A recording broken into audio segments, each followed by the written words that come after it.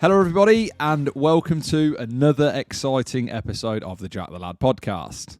On today's episode, we've got on Ryan Orell again for part 2.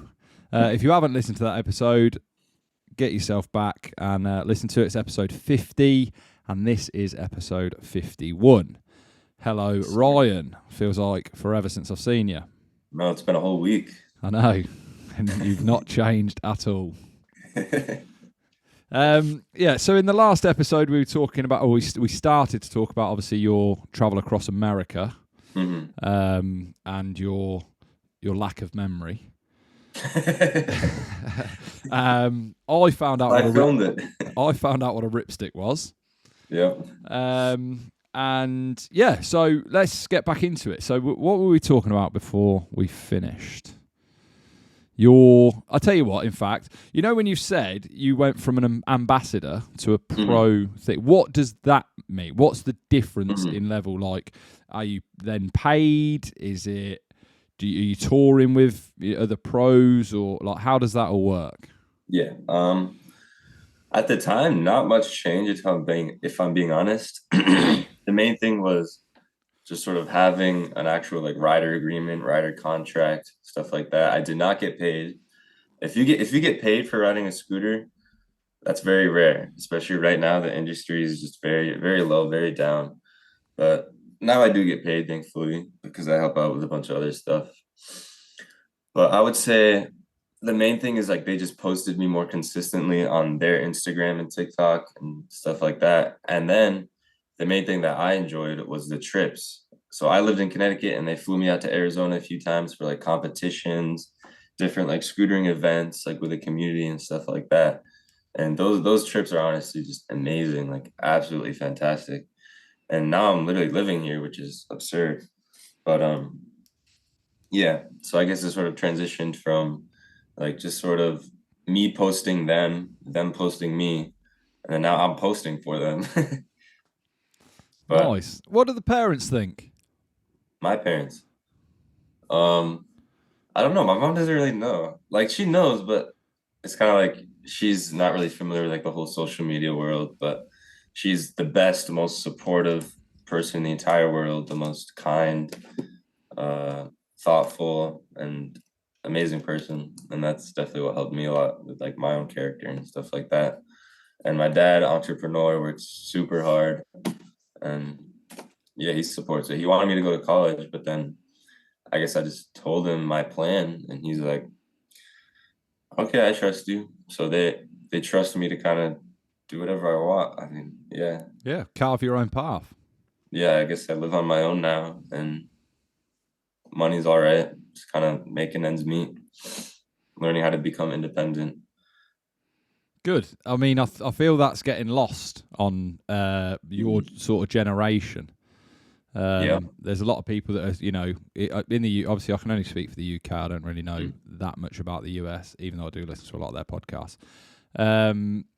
There's so many people this day and age that sort of mid-20s, even into late 20s, that are still living at home with their parents.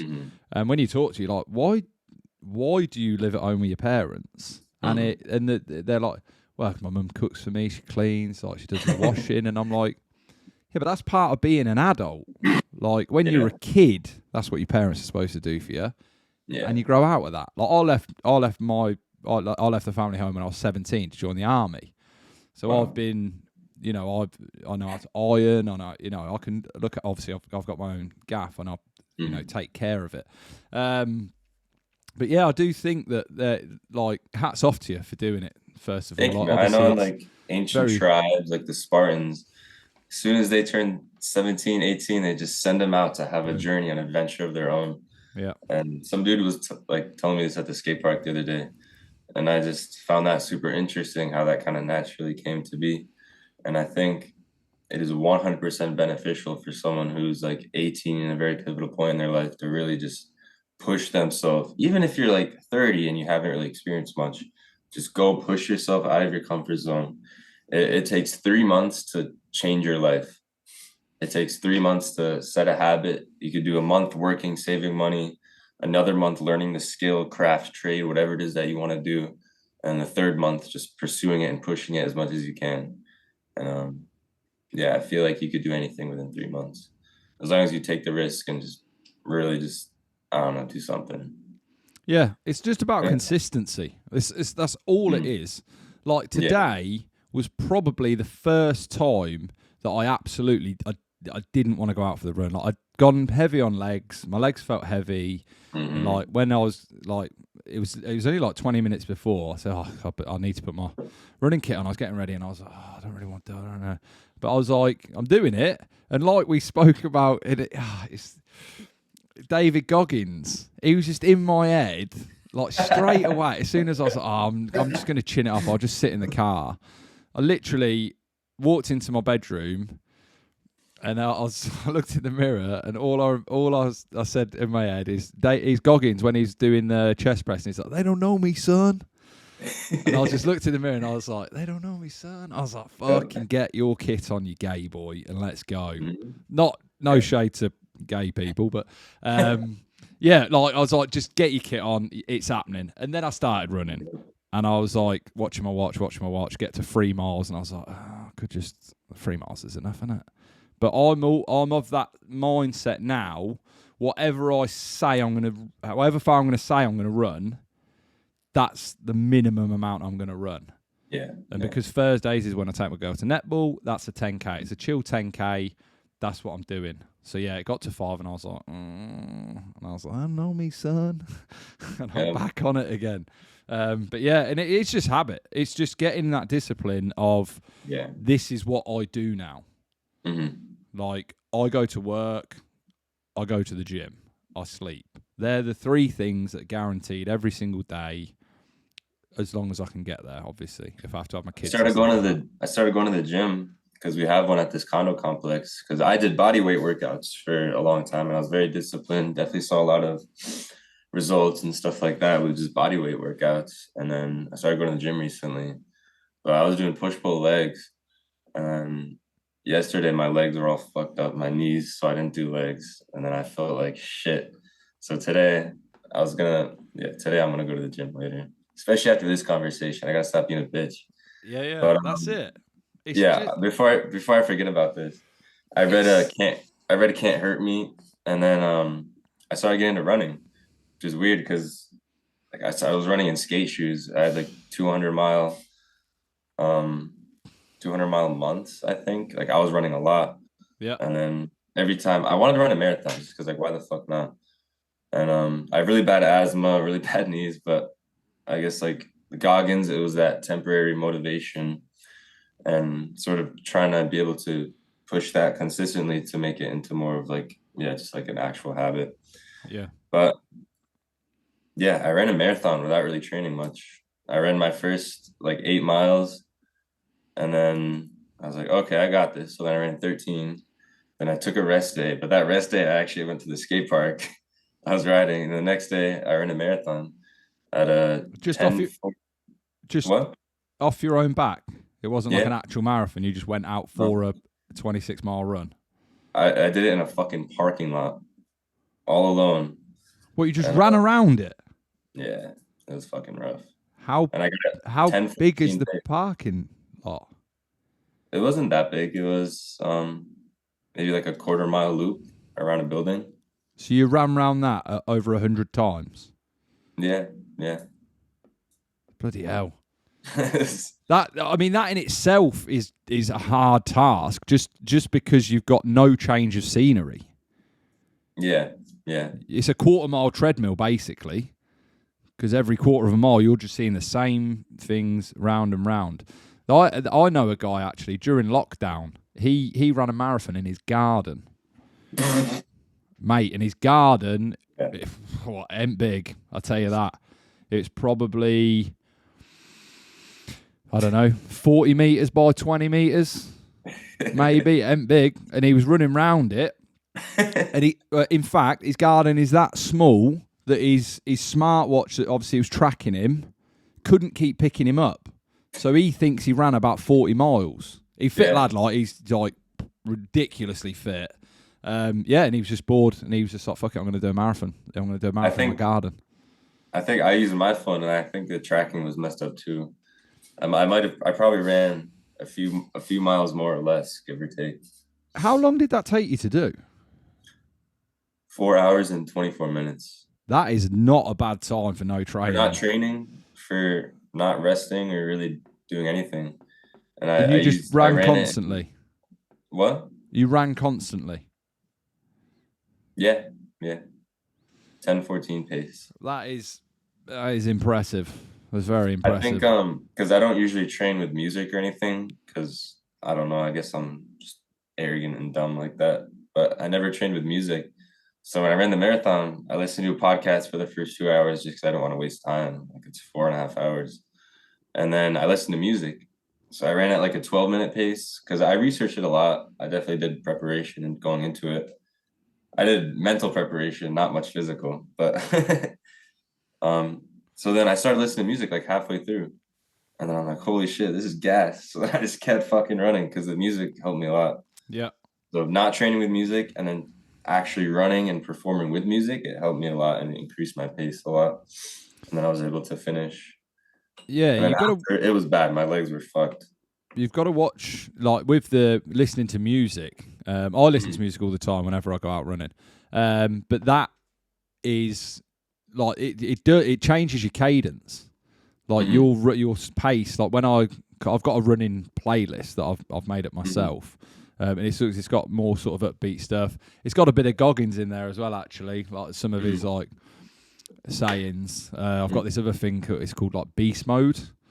It's Mhm. like a 4 minute like motivational thing basically, and it's like, yeah, are you gonna be a lion or a sheep, and all this sort of stuff. But that gets me going. That Yeah. yeah, and I'm just like Yeah. right, and that's I actually flicked that on towards the end of that run today because I was just feeling it, and I was just like, Mhm. I click that on, and then yeah, and it's just like, yeah, it just gets in my head, and I'm just like, stop being a pussy. Like you've Yeah. got 2 arms, 2 legs. Let's use them every day. Let's push it. Let's get back into the shape like that I was in when I was younger, and Mhm. just be dominant. It's hard because like I don't want to go on like a 6 mile run and then hit legs. And then by the time I go to the skate park, like my knees are just too fucked to be able to actually perform. So You that's could why, incorporate it into your day, into your skating and stuff, though. sorry, say that again. What I do you think mean? for you, especially for the sports that you do, Mm-hmm. your sort of gym, I would say, should be based around body weight exercises, Mm-hmm. really. And you Yeah. could even do them while you're at the skate park, while you're waiting. Again, this is not my world. I have no idea how a skate park works. Do you know what I mean? Like, all right, but in fact, you can tell me. It, Mm-hmm. if someone's, I don't even know the names of them at your skate park. I'm assuming you've got rails and Yep. you've got drop-ins and all the rest of it, and Yep. half pipe. You got a half pipe. Yeah. Yeah. Something like that. Um, so like, if someone's dropping in and all the rest of it, I'll take it. It's like one at a time or a couple, and you're just watching out because I can't imagine you can have 10, 15 people knocking about because everyone will Yeah. just smash into each other. Yeah. Definitely. So when you're waiting around, you could utilize that time. You could do some squats. You do some lunges. Mm-hmm. You might look like a bit of a prick, but it doesn't matter. This is it's the thing I tell my daughter all the time as well. If what you're doing has a reason behind it, and it's your discipline that Mm-hmm. right, I need to get in this, that, and the other, and that's the only time that you can get it done. Don't worry about what anyone else thinks. Yeah. It makes no odds. In a year's time, you'll look back on the last 365 days and be like, oh, I've toned up, I've got stronger, I've got Mm-hmm. leaner, I'm in tune with my body, I know what works for me, I know what food to eat, what food doesn't, I go off piste sometimes, you know what I mean? I never drink now. I've got like a cabinet full of whiskey because I love whiskey, but I just don't drink anymore. I've just don't do it because it Mm-hmm. just ruins me for like 2-3 days.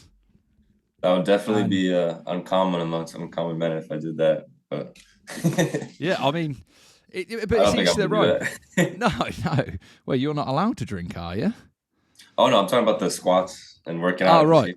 skate park. Yeah, it's just I don't know. It's always just Well, because because I've only been sort of back in the gym for the last 2-3 months. Everyone's like, oh, you're on a health kick. Oh, you're on health. All the rest of it, and I'm like, it's not a health kick. It's what we should be eating. Yeah. Like you're smashing a Domino's and Pizza and Chinese and all the rest of it, and all that food is just mouth pleasure. Like it does nothing for you. Don't get me wrong. Put a pizza in front of me, it will get demolished. Oh my God. Do you know what I mean? Or an Indian or Chinese, whatever. I'll have it, but I'll have it in moderation. I'm not having it every day or 3 times a week or even twice a week, whatever. I'll have it with, like, usually when I have the kids or treat them on a Saturday night, we'll have a takeaway. But that's it for 2 weeks then. And then after that, I'm like, sorry to cut you off. Did you ever get into intermittent fasting or anything like that? Yeah, so I do that now. That's how because I get up so early in the morning. Obviously, I don't want breakfast at 4 o'clock in the morning anyway. I'll make myself eggs and bananas. I'll take boiled eggs and bananas with me to work, and I won't eat them until 10 o'clock in the morning or after. If I'm still not hungry, then I'll just wait until I am hungry.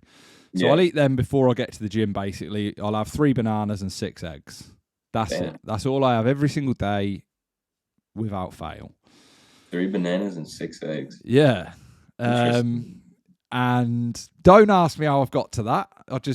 That's what I eat. It seems to fill me up enough for the gym. Obviously, the 6 eggs gives me more than enough protein. And then in an evening, I'll have, again, it depends on how hungry I am, how hard I went at the gym and all the rest of it. I'll either have 1 or 2 8-ounce ribeyes, and then a literal bowl full of veg, like mixed veg. And that's pretty much it. And then I have water and juice as liquids. I'm off coffee. I used to take like triple, I used to take a 700ml thermos flask to work with 6 scoops of coffee in it.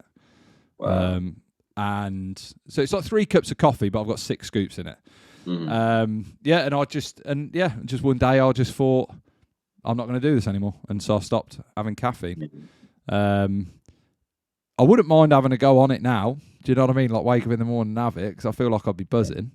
But there's a lot of research into it and stuff about having coffee immediately in the morning is the worst thing for you. You should wait like 90 minutes.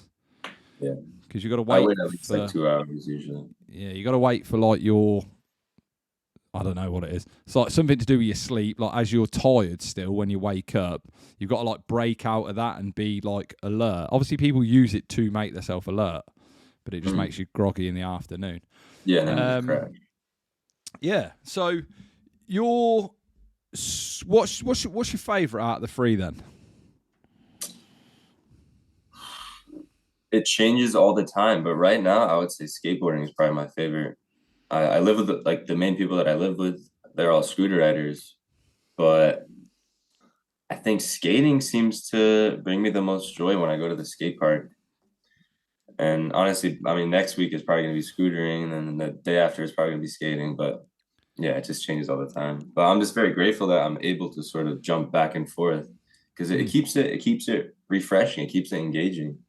Like if you're skating for like 5 hours, you're going to get bored. So then I can just hop on a scooter. Yeah. If that gets boring, just hop back. And like if you see me at the skate park, like I kind of just jump back and forth all the time. It's awesome. It's very fun. What's your go-to move on a scooter? Like, what's your signature move? I like 720s, just like spinning. Looks cool, feels cool. 720s, that's a double. Yeah. That's pretty good. How long did that take you to learn that? Probably like 6 years. 6 years? I mean, on and off riding, yeah. Yeah, it's sort of like working on a trick and like 180s, getting 360s, and then finding a ramp. Oh, I'm gonna try 540. Holy shit, I did a 540. It's like after probably like 6 years of like trying different tricks, obstacles, ramps, you eventually just get that 720. It's like, oh shit, word. What's the sort of I don't know whether you have a world record in that, but what do the pros do, shall we say? There's some motherfuckers that can like 1080, 1440. Ryan Williams, he's like the other multi-sport action sports athlete, the best in the world. 100% the best in the world, I think. He rides bikes and scooters. He's like a three-time X Games BMX gold medalist, but he's also like one of the best scooter riders in the world. He probably has like 50 world's first on a scooter and bike. But yeah, he did a 1440 front flip. So 1440 degrees rotation while doing a front flip. Yeah, it's hard to even like comprehend. How long? How long's he in the air for that though? He must be in the air. He can't be doing that at a normal park, surely. Mega ramp. Have you ever been on a mega ramp? No, I performed at like a BMX show once. So like a pretty decent big ramp, probably like 10 feet with like an airbag, but that's it. Would you ever go on one? Oh yeah, definitely. I'm What? not I do more like street skating, so like I'm really good Yeah. at like flat riding and stuff like that. But like big ramps and transition, I'm pretty shit at. But that's why I definitely want to learn and get better at it. What about the other two? What's your go-to moves on them? BMX, same thing, spinning. Um, Skateboarding, I like board sides, kickflips. I like doing the basic tricks, but just getting them very consistent and doing them in lines. You know what I mean? Like I don't maybe it's a bad thing, but I don't spend a lot of time learning new tricks. I spend a lot of time having the tricks that I have, just getting them super dialed and then being able to ride for 30 minutes straight and then do the same consistent tricks without messing up once. I find that really fun and it helps me get into like a good flow state. And then when you do that, you sort of naturally start to like add new tricks and get them more consistently, get them quicker than if you were to just practice it over and over and over. And There's a saying that an amateur will do something until he gets it right, whereas a pro will do it until he cannot get it wrong. yeah. And that is absolutely bang on for you. That is the difference. I mean, people that want to achieve greatness, and I mean, you're setting yourself up very well. I mean, you seem to have a very good head on your shoulders. You know what you want to do. You're independent, and we'll get into it in a bit because I always ask this of the guests. But you look like you've got a plan for the future, and you know what your next step is. To a degree, you must do. You've moved across the Yes. country, Yes. so you understand. You definitely understand the risks involved with what you're doing, and that will Correct. motivate you to make sure that you hit and achieve the goals that you set out for yourself. Because otherwise, what's the point? 100%. I feel like right now my mindset has shifted more towards longevity. And even though I'm only 18, I know that like maybe I'm probably not going to be the best action sports athlete in the world, but at the rate that I'm going, I can be really good by the time I'm like 22, 23. And yeah, whether I'm creating content for a living, whether I'm an entrepreneur for a living, whether I'm doing something, I still have it as something to just be passionate about and focus on for my own fulfillment. Yeah, But definitely, yeah, definitely. And if you don't, honestly, I don't know what I want to do with my life. I'm in a very, very interesting position. I don't really know, but I know I love creating content. I love traveling. I love just experiencing different things, trying to immerse myself in as many different things as possible. And I really just need to be a little more disciplined, a little more focused, and really just put more time into planning. And yeah, I guess YouTube right now is my main focus. I'm gonna keep posting 3 days a week, Monday, Wednesday, Friday. It's so much fucking work. Like yesterday, all I did was just edit for literally 7 hours straight. Just edited just to get the one YouTube video out yesterday.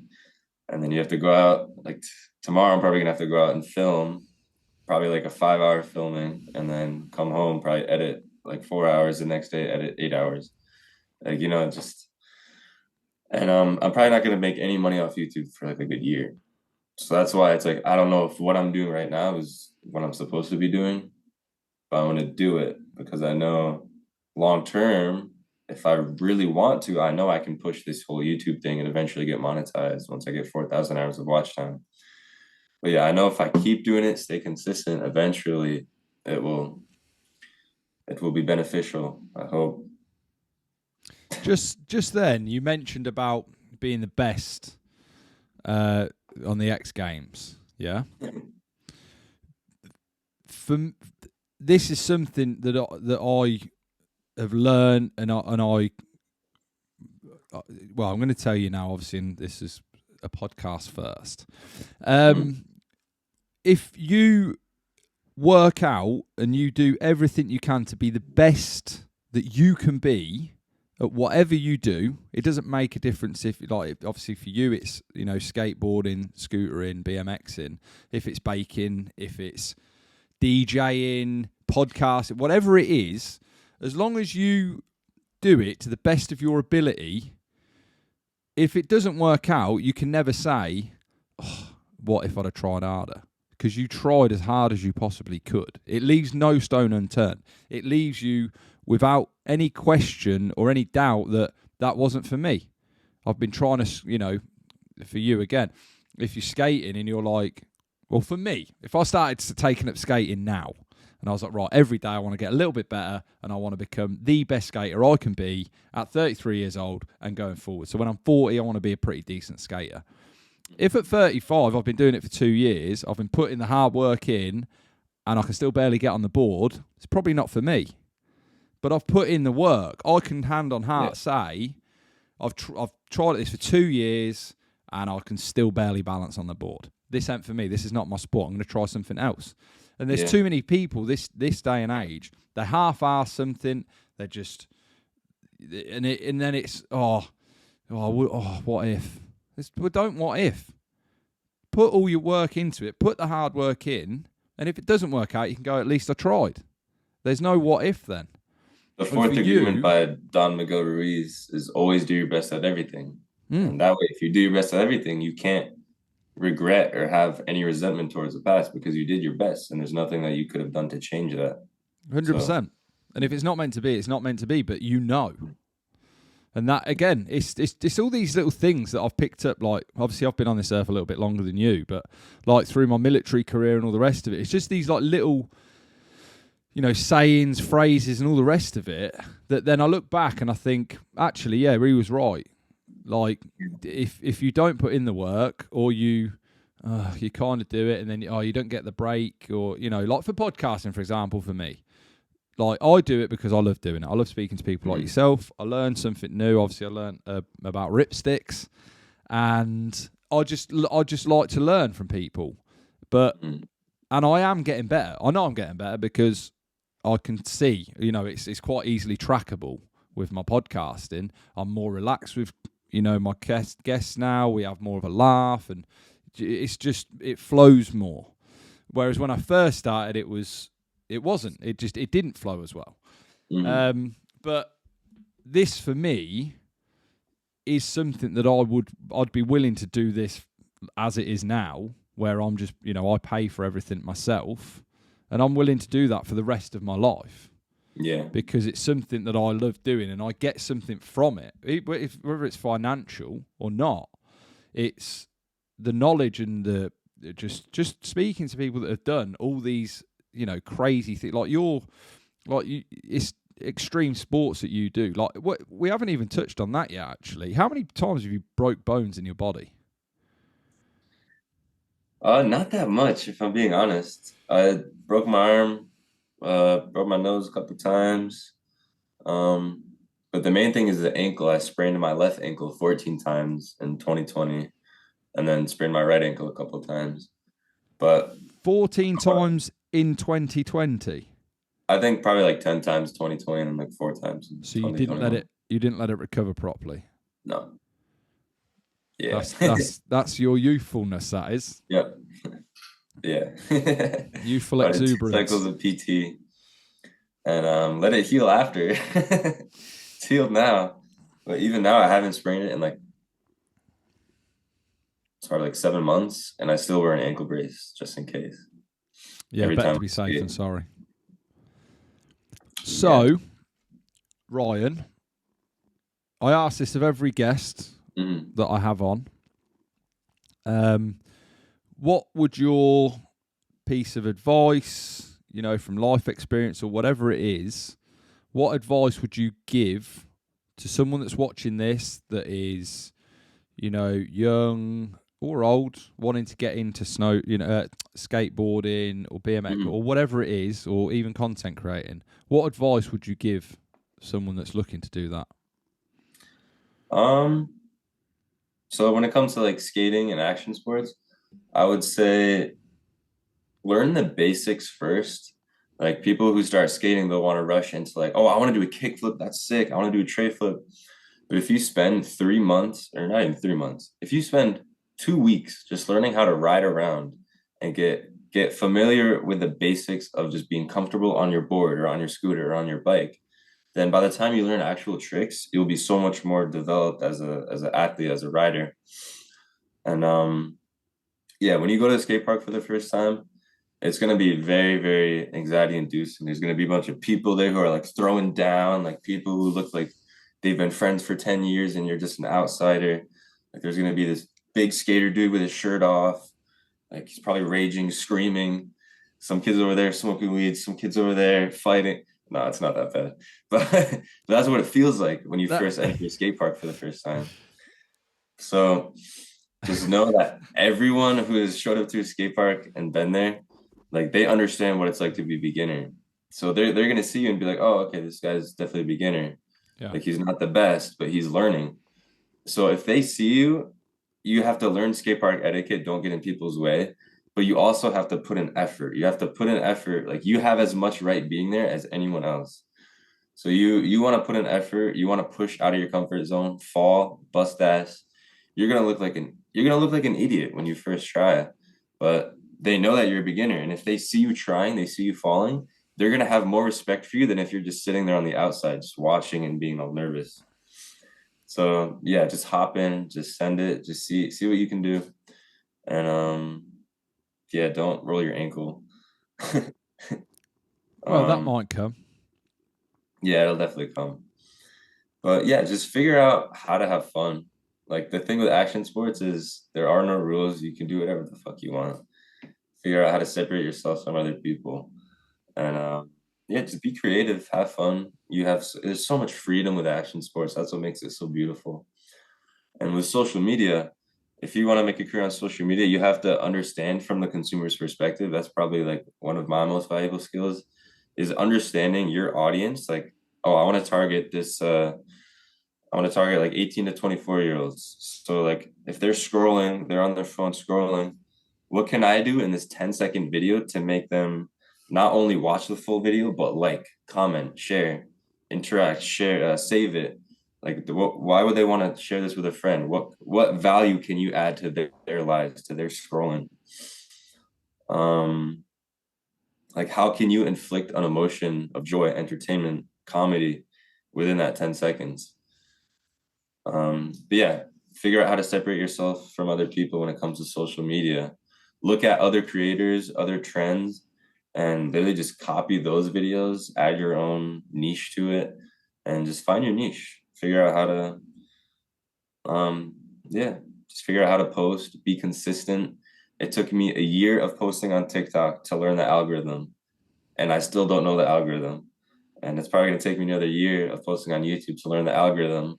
And then by the time I learn, it's going to change. But the only way to keep up with that is just keep posting, be consistent. You have to post every day or 3 times a week or twice a week if you want.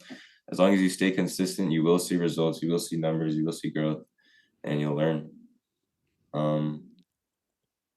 Yeah, I guess that's it. That's perfect. And with that brings the podcast to an end. So thank you very much for coming on, Ryan.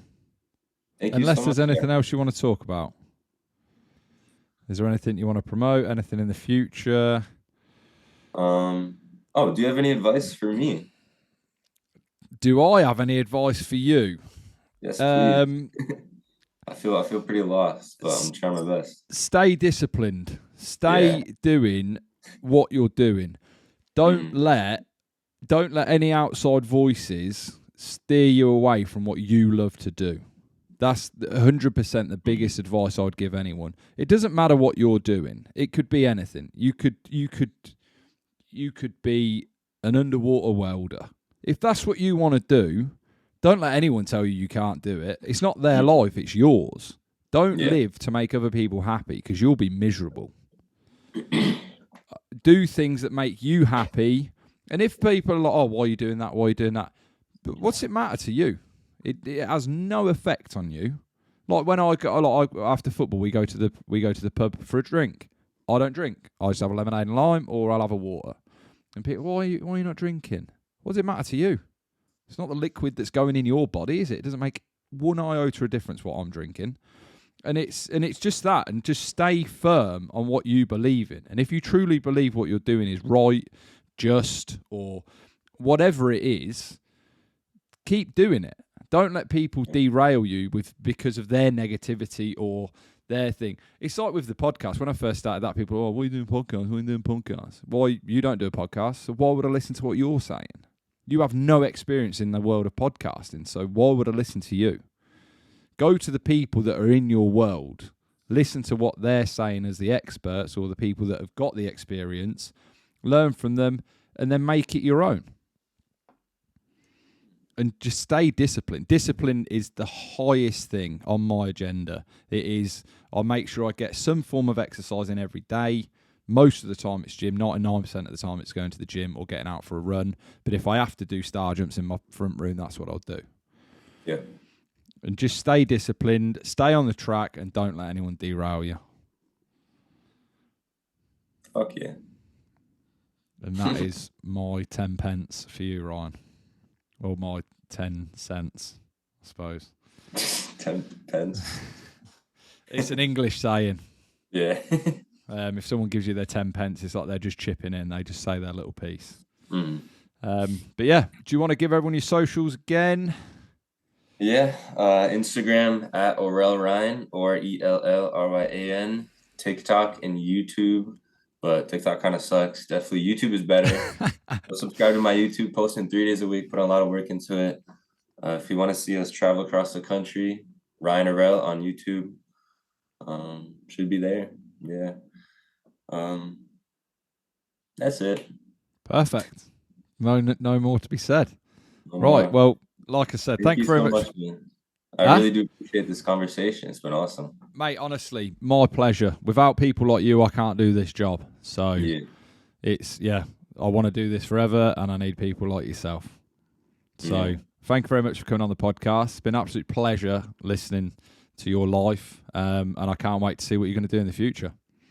Thank you, man. I appreciate it. All right. And we got to do this again in like 4 months or so. Yeah. We'll do it in a year's time, and we'll see how far you've got. Sick. Perfect. Yeah. Right. Thank you, Catch man. you later, everybody. See you Peace later, out. everybody.